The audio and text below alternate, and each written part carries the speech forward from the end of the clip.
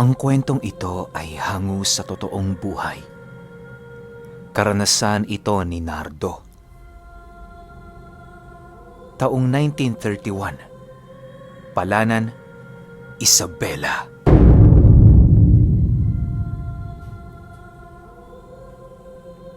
Itong mga panahong ito, merong kaibigan si Nardo na nagngangalang Gustavo. Nakilala niya yon sa kanilang lugar, gawa ng nagbibenta ito ng mga lumang gamit. Halos lahat na ata ng mga antigong gamit ay ibinibenta nito na siya namang ikinahuhumaling niya ng husto. Dahil sa palaging bumibili doon si Nardo, kung kaya't hindi naglaon naging magkaibigan silang dalawa. Mahirap mang sabihin pero itong si Nardo, malalim talaga ang pagmamahal sa mga bagay na merong nakatagong kasaysayan. Bata pa lamang siya, gano'n na ang kanyang pananaw sa buhay. Matutong magpakita ng halaga sa mga bagay na ilang daan taon nang nananatili sa mundong ibabaw. Halos magkahalintulad sila ng pananaw noon ni Gustavo, kaya hindi naglaon naging tunay silang magkaibigan. Bagaman ilang buwan na silang magkaibigan ni Gustavo, ni minsan hindi pa niya napupuntahan ang bahay nito. Masyadong malayo kasi ang tahanan noon ng kaibigan ni Nardo, sa kadahilan ng 2 baryo pa ang kinakailangan nilang madaanan bago makarating doon. 2 beses lang din sa isang linggo kung pumanhik si Gustavo sa kanila, kaya na may napaka-imposible talaga para kay Nardo na sumama. Hindi naman kasi niya maaaring talikuran ang kanyang negosyo, lalo pat doon siya kumukuha ng pang-araw-araw. Sa pagsapit ng pista sa kanilang lugar, nagkaroon ng pagkakataon si Nardo na bumisita sa lugar ng kanyang kaibigan. Nagkataon kasi noong wala pa siyang binabantayang paninda, kaya na meron siyang panahon para makapaglakwat siya. Dala ng kanyang pagnanais na bisitahin ang kanyang kaibigan, hindi na siya nagsayang pa ng oras. Sa unang araw ng kapistahan ng kanilang lugar, agad naman siyang naglakbay patungo sa baryo ni Gustavo. Hindi din niya ipinaalam sa kaibigan niyang yon na bibisita siya, para naman kahit papaano matuwa ito sa kanyang mumunting sorpresa. Kinahapunan noong araw na yon, narating na nga ni Nardo ang baryo ng kanyang kaibigan. Naging madali para sa kanya na matunto ng bahay nito sa tulong na din ng mga taong kanyang napagtanungan. Pagsilay niya sa isang antigong bahay sa dulong parte ng lugar, nasipat niya si Gustavong nagwawalis sa malapad na hardin ng kanilang bahay. Bago pa man makalapit doon ang tuluyan si Nardo, sa unang pagkakataon, nasipat niya ang mga magulang ni Gustavo. Matatanda na ang mga ito na animoy sa unang tingin, masasabi mong nasa 70 taong gulang na ang mga ito. Sa paglapit doon ni Nardo, agad naman siyang nakita ng kanyang kaibigan na halos hindi makapaniwala sa kanyang mga nasilayan. Dali-dali siya nitong pinapasok sa loob ng kanilang bahay para naman kahit papaano makaramdam si Nardo ng init ng kanyang pagtanggap. "Uy Nardo, mabuti naman at napabisita ka. Ginulat mo naman ako. Dapat nagbigay ka man lang sa akin ng abiso noong nakaraang araw para naman kahit papaano nakahanda ako sa pagdating mo." Bungad na wika ni Gustavo. "Wala yung problema. Alam mo kasi, naparito ako dahil yayayain sana kitang pumasyal sa aming baryo. Pista ngayon, marami tayong pwedeng gawin dun." Sagot naman dito ni Nardo. Nang marinig ito ni Gustavo, tumangulang naman ito habang nananatiling walang imik. Ilang minuto pa ang lumipas, kasalukuyan na nga silang naglalakad sa pasilyo kung saan tumambad sa kanyang mga mata ang napakaraming antigong gamit na pagmamay-ari ng pamilya ni Gustavo. Karamihan sa mga antigong gamit doon ay mga banga na nagmula pa sa iba't ibang panig ng bansa. May mga litrato din doong nakasabit sa bawat dingding at iilang mga kagamitang pandigma noong panahon ng pagsakop ng mga Espanyol dito sa ating bansa. Dahil sa labis ng kanyang pagkahumaling sa mga antigong gamit na kanyang nasisilayan, nakiusap siya kay Gustavo kung maaari niya bang tingnan ang mga ito. Dagdag pa niya na kahit hindi sila magbigay sa kanya, ayos lang basta magawa niyang masilayan ang kabuang koleksyon ng mga magulang ng kanyang kaibigan. Sa kakapilit noon ni Nardo, wala na ding nagawa si Gustavo kundi pagbigyan ng kanyang kahilingan. Ngunit bago nila umpisahan ang paglilibot sa bahay nito, syempre, kumuha muna sila ng pahintulot sa mga magulang ng kanyang kaibigan. Dahil sa hindi naman madamot ang pamilya ni Gustavo, kung kaya't hindi naging mahirap na kanilang mapagbigyan ang kahilingan ni Nardo. Bago sumapit noon ang takip silim, masaya naman nilang nilibot ang pamamahay nito. Hindi magkamayaw sa tuwa noon si Nardo sa kadahilanang napagbigyan ng kanyang kaibigan ang kanyang mumunting kahilingan.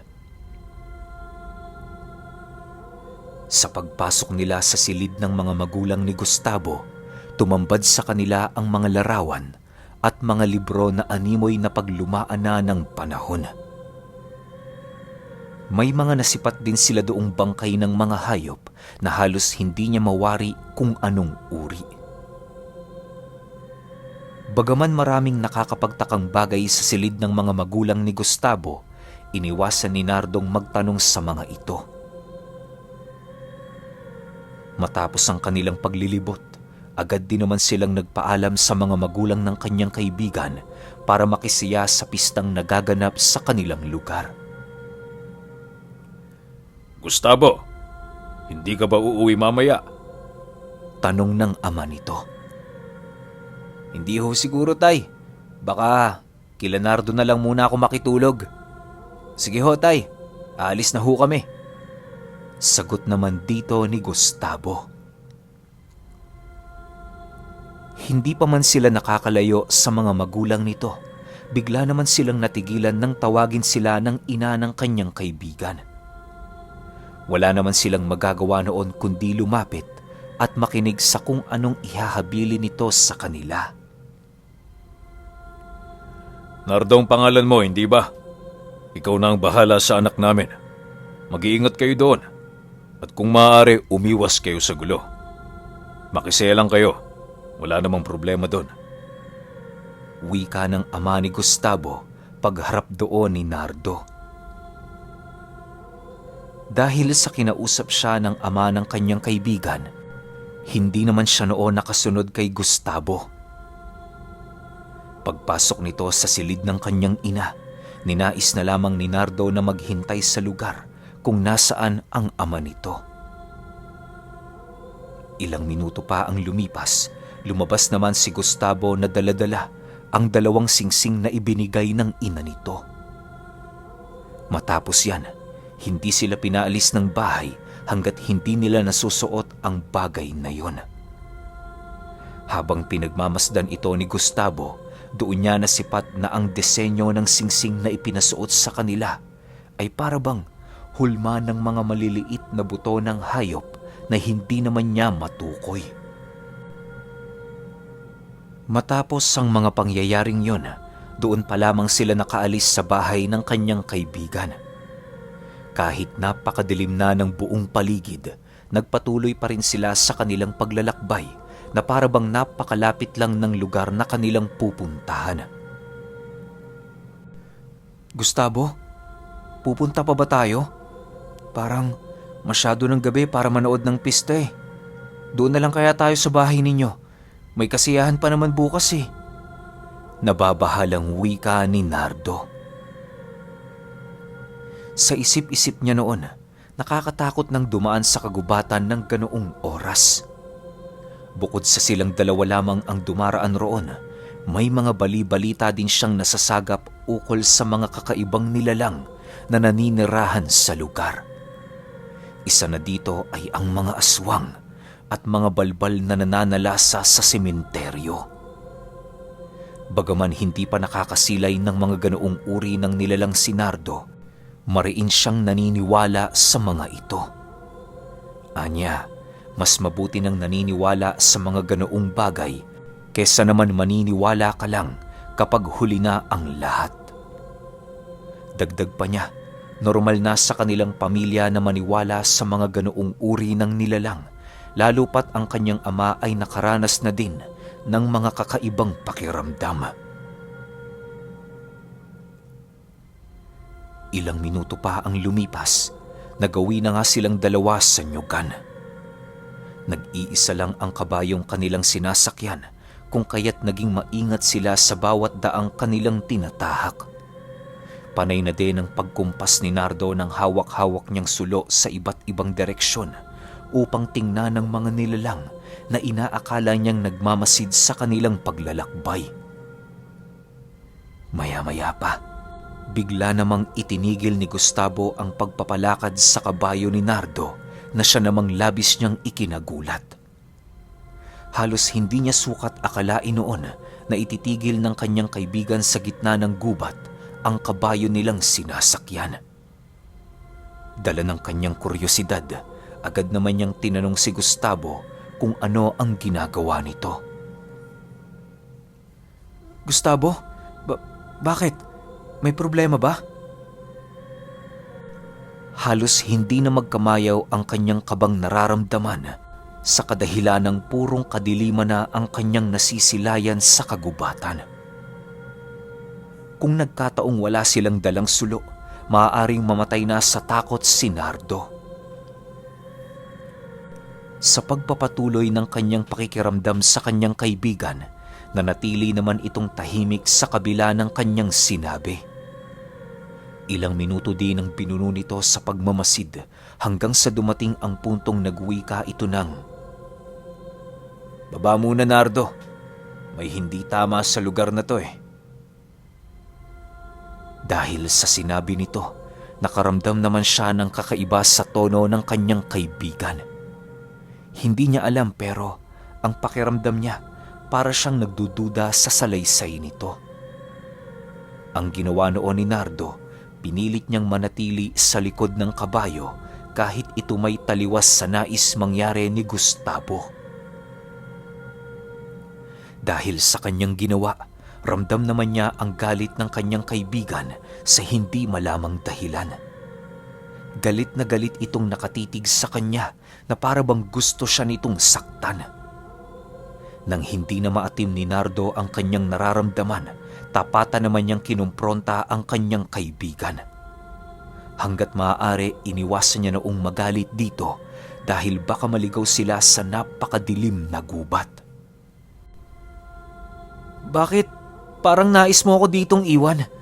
May problema ba? Kung bababa tayo ng kabayo, pwede namang sabay tayong bumaba, di ba?" Nagtatakang tanong ni Nardo. "Anong pinagsasasabi mo, Nardo? Anong iiwan? Hindi kita iiwan. Pinapababa lang kita para gabayan ang kabayo. Yun lang yun. Huwag kang mag-isip ng kahit na ano." Sagot naman dito ni Gustavo.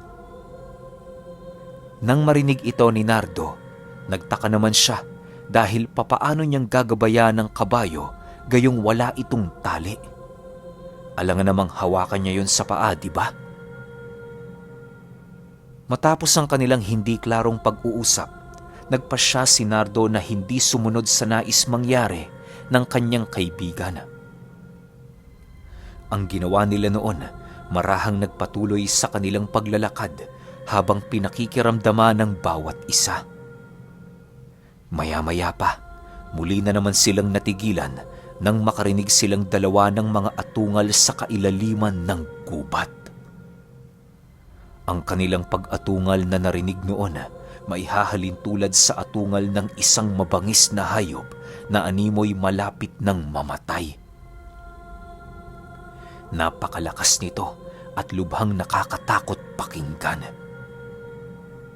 Dahil sa mga pangyayari, dali-dali namang sinipa ni Nardo ang kabayo na siyang naging sanhi upang kumaripas ito sa pagtakbo. Si Gustavo noon, nananatiling tahimik na animoy mariing nag-iisip ng kanyang susunod na gagawin. Si Nardo naman, piniling maging alerto para naman kahit papaano maging handa siya sa gagawin ng kanyang kaibigan.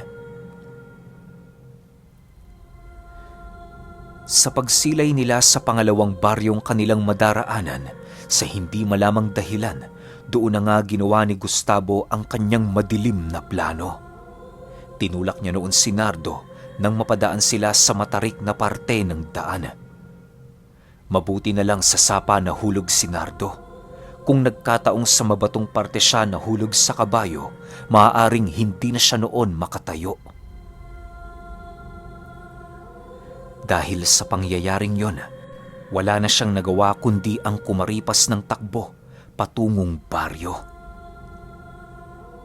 Hindi pa man siya noon nakakalapit sa baryo, muli na naman niyang narinig ang pag-atungal ng dalawang nilalang na kanina pang sumusunod sa kanila.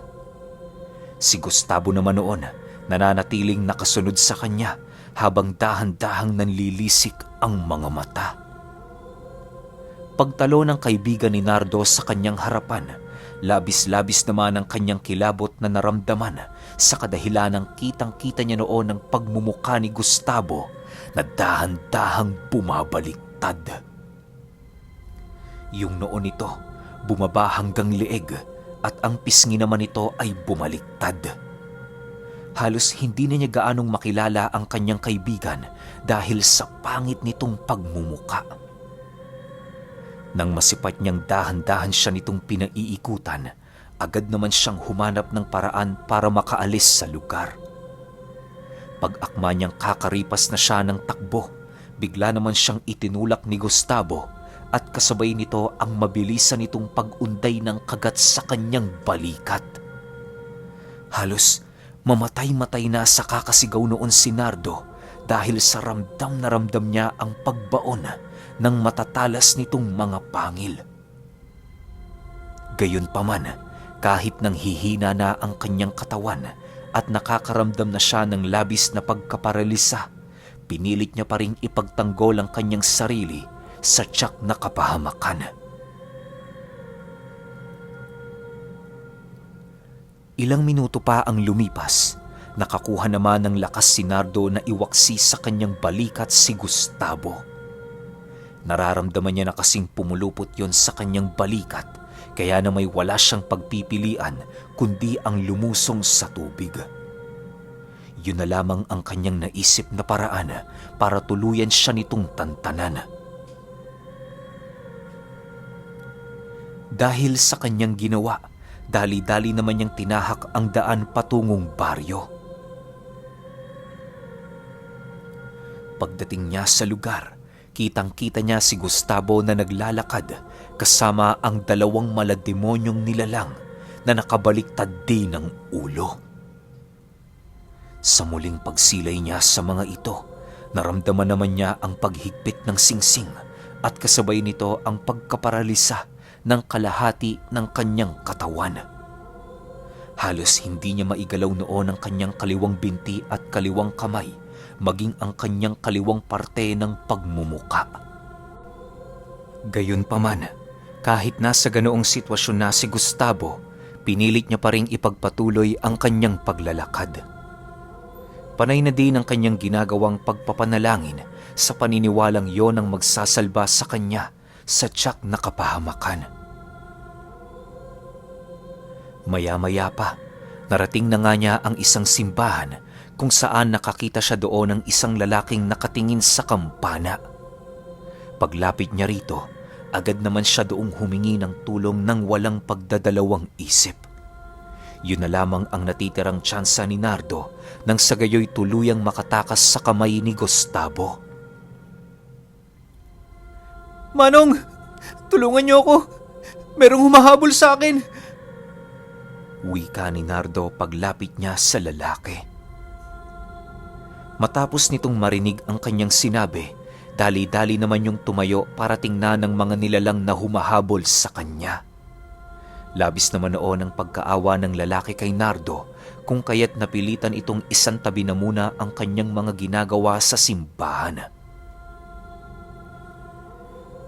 Bago siya nito tuluyang nilisan, nagbigay pa yon ng iilang mga paalala kung ano ang kanyang mga dapat gawin habang wala sa kanyang tabi ang lalaki.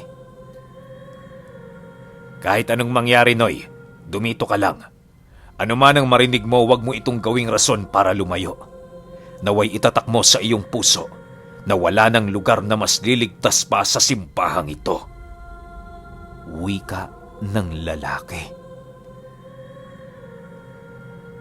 Matapos nitong makapagsalita, kalmado naman itong naglakad patungo sa kinaroroonan nila Gustavo.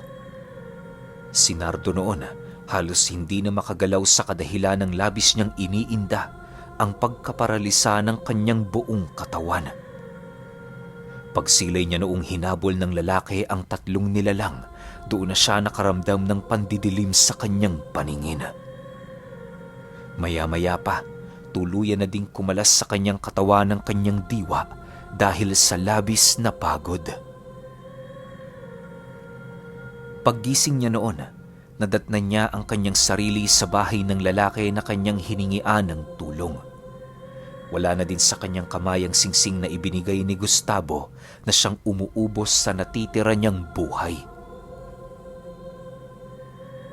Nang medyo nakalikom na siya ng sapat na lakas, doon na siya tinanong ng lalaki kung bakit niya naisipang tumungo sa bahay ng mga balbal. Ayon sa lalaking yon, na kung nagkataong wala siya sa lugar, maaaring hindi na aabutan ng umaga si Nardo. Ang singsing kasi na tinatangan niya, lason yon ng mga balbal sa kanyang katawang lupa. Isang araw lang na suot-suot mo ito, kamatayan na ang maghihintay sa'yo. Dagdag pa ng lalaki na kahit hindi niya alam ang karanasan ni Nardo, nasisiguro niyang biktima ito ng mga balbal na wala nang mahanap na pagkain. Sa pagpapatuloy ng kanilang pag-uusap, doon niya napag-alaman na hindi pala ordinaryong tao ang kanyang itinuring na kaibigan. Inihalin tulad ito ng lalaki sa isang ahas na naghihintay lamang ng tamang pagkakataon para umatake. Napag-alaman din noon ni Nardo kung ano ang nangyari sa tatlong balbal noong nagdaang gabi. Ayon sa taong nagligtas sa kanya, inabot din siya ng ilang oras sa pakikipagbuno bago niya tuluyang nagapi ang mga nilalang na yon. Hindi siya nito nagawang matinag sa kadahilan ng may mga tangan itong mutya sa katawan. Dagdag pa nito, nagawa niyang mapaslang ang dalawang nilalang, subalit nakatakas ang batang balbal. Nagawa nitong makalayo sa kanya bago niya tuluyang napaslang ang dalawa pa nitong kasama. Nang marinig ito ni Nardo, labis-labis naman ang kanyang pagkabahala, gawa ng baka balikan pa siya nito sa lugar nila. Ilang minuto pa ang lumipas, matapos nilang mag-usap, inihatid na siya ng lalaking yon pabalik sa kanyang tahanan. Hindi na din ito naghangad pa ng donasyon sa kanyang mga magulang, gawa ng labag ito sa aral na tinatangan ng lalaki. Dahil sa insidenteng yon, hindi nasulit ni Nardo ang pista sa kanilang baryo. Iniwasan niya din noong lumabas ng gabi para maiwasan si Gustavo na maaaring nagmamasid sa paligid. Malakas din kasi ang kanyang kutob na maaaring siya talaga ang pakay ng kaibigan niyang yon. Upang masigurong hindi na sila nito mapapasok sa kanilang tahanan, lahat ng nakuha nilang antigong gamit kay Gustavo, itinapon nila yon at sinunog ang iilang merong pakinabang. Ginawa nila ito para naman kahit papaano'y wala nang magka-interes sa mga gamit na yon. Ilang araw pa ang lumipas, nagkaroon ng patay sa lugar nila Nardo. Sa unang lamay, inutusan siya ng kanyang inang lumabas ng gabi para bumili ng kanilang pansahog sa ulam. Wala naman noong mauutusan, kaya naglakas loob si Nardo na lumabas. Sa pagdaan niya sa lugar ng pinaglalamayan, laking gulat na lamang niya nang masipat niya si Gustavo na nakikipagkape doon. Pagtitigan nilang dalawa, agad naman yung lumapit sa kanya habang bakas sa pagmumukha nito ang labis na pagkahiya. "Huwag ka munang umalis, Nardo. Pasensya ka na sa mga nagawa ko ha. Wala kasi akong pagpipilian eh. Sinunod ko lang ang gusto noon ng mga magulang ko. Nakapagbayad na sila sa'yo. Kaya sana mapatawad mo ko." Wika ni Gustavo habang dahan-dahang lumuluhod sa kanyang harapan. Nang marinig niya ang sinabi nito, dali-dali naman siyang kumaripas ng takbo pabalik sa kanilang tahanan. Kahit labis ang kanyang pagkaawa sa kanyang kaibigan, hindi ito sapat para muli silang magkabati. Alam niya na kasing may mga pagkukunwari ang mga ganoong uri ng nilalang na siya namang hindi dapat niyang gawing kaibigan. Dahil sa ginawa noon ni Nardo, wala nang nagawa si Gustavo kundi tumigil sa pagsuyo dito. Magmula noong tinalikuran siya ni Nardo, kailan may hindi na siya nagpakita sa baryo nito. Kinain lang din noon ni Gustavo ang bangkay ng kanyang pinaglamayan bago nito tuluyang nilisan ang lugar. Bagaman ilang taon nang hindi nasisilayan ni Nardo ang kaibigan niyang yon, hindi pa rin siya napapanatag sa kanilang lugar. Maingat na din siya noon sa pagtitiwala sa mga bago niyang kakilala, gawa ng ayaw na niyang maulit ang mga pangyayaring nagmistulang bangungot sa kanyang buhay na dinulot ng kanyang kaibigan na isang binatang balbal.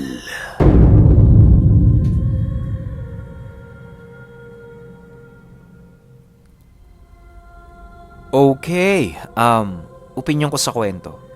Nakakalungkot lang kasi para sa side nito ni Nardo, na binigay mo yung buong tiwala mo sa tao tapos meron palang hidden identity.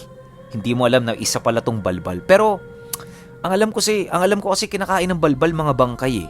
So bakit siya binibiktima nila Gustavo tsaka nung nanay at tatay nun, buhay pa siya? 'Di ba? Parang doon lang ako medyo napaisip ng konti. Ano ba? Hindi ba to purong balbal? O yung nanay niya balbal siguro, tatay niya hindi, or baliktad? Pwedeng ganun eh. Kasi kaya siyang kainin kahit hindi siya bangkay eh. 'Di ba? Alam ko naman marami sa inyo, lalo na yung mga OG listeners natin, na kapag naririnig yung balbal, matik bangkay ang gusto niyan. 'Di ba? Pero kayo, kung may opinion kayo sa kwentong ito, i-comment nyo lang sa baba. Yun lang. Hanggang sa susunod na kwento. Salamat.